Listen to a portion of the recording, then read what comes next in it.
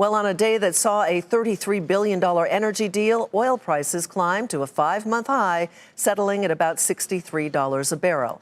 As you're aware, domestic crude has been rising since the start of the year, up 40%. And that also means it's costing you more to fill up your tank.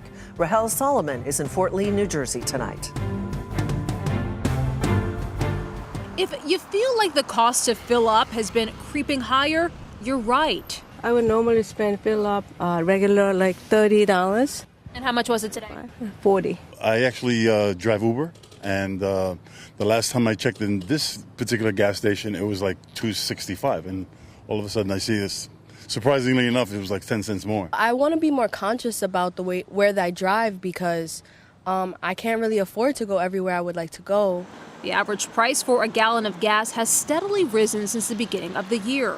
According to AAA, the national average today for a gallon of regular unleaded is $2.81, about 12% higher than a month ago and nearly 4% higher from a year ago. The price of oil continues to put pressure on gas prices, jumping to a 5-month high, now at about $63 a barrel.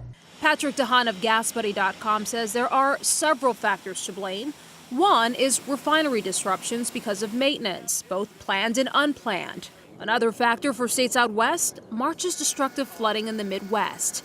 The severe weather damaged railways that transport ethanol that's blended into gasoline to meet environmental regulations. Anything flowing through Iowa and Nebraska has been a challenge. Iowa mainly, the U.S.'s largest state when it comes to ethanol production. So those trains have found it difficult or very challenging at best to get to the West Coast. In fact, 5 of the 6 most expensive states to buy gas are west: Oregon, Washington, Arizona, Nevada, and California.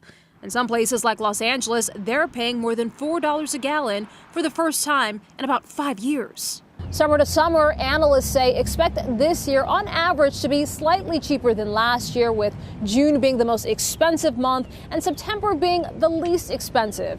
So expect prices to tick a little higher before we finally see some relief. For Nightly Business Report, I'm Rahel Solomon in Fort Lee, New Jersey.